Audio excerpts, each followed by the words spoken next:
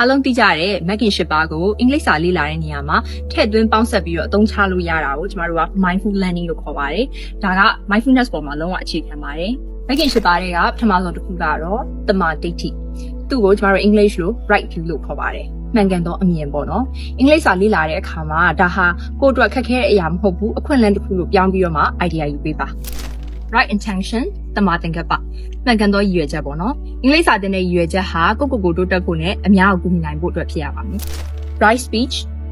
တမာဝါစာမှန်ကန်သောစကားပြောဆိုမှု speaking ပြောတဲ့အခါမှာ found language တွေကိုပဲသုံးနေမယ့်အစားကျမတို့ polite expression တွေကိုသုံးပြီးတော့မှများများ practice လုပ်ပေးပါလို့ဆိုလိုပါတယ်တမာကမ္မန္န right action မှန်ကန်သောလုပ်ဆောင်ချက်အချိန်ဖြုံးနေမယ့်အစားကိုယ့်အတွက်အကျိုးရှိမဲ့ vocabulary အသစ်တွေလေ့လာတာ listening နားထောင်တာမျိုးပါ right livelihoodတမအာဇီဝမှန်ကန်သောအသက်မွေးမှုအင်္ဂလိပ်စာကိုသုံးချပြီးတော့ကိုယ့်အတွက်ရောသူတစ်ပါးအတွက်ပါအကျိုးရှိမဲ့အလုပ်ကိုင်ခွင့်လန်းတွေဖန်တီးရမျိုးဆိုလိုပါတယ်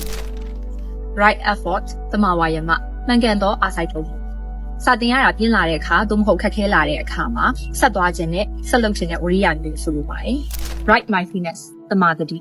မှန်ကန်သောသတိရှိခြင်းပေါ့နော် reading လုပ်နေတဲ့အချိန်သို့မဟုတ် speaking ပြောလိုက်တဲ့အချိန်မှာကိုသုံးလိုက်တဲ့ grammar သို့မဟုတ် pronunciation လေးကိုသတိလေးကပ်ပြီးတော့လေ့လာကြည့်ပါ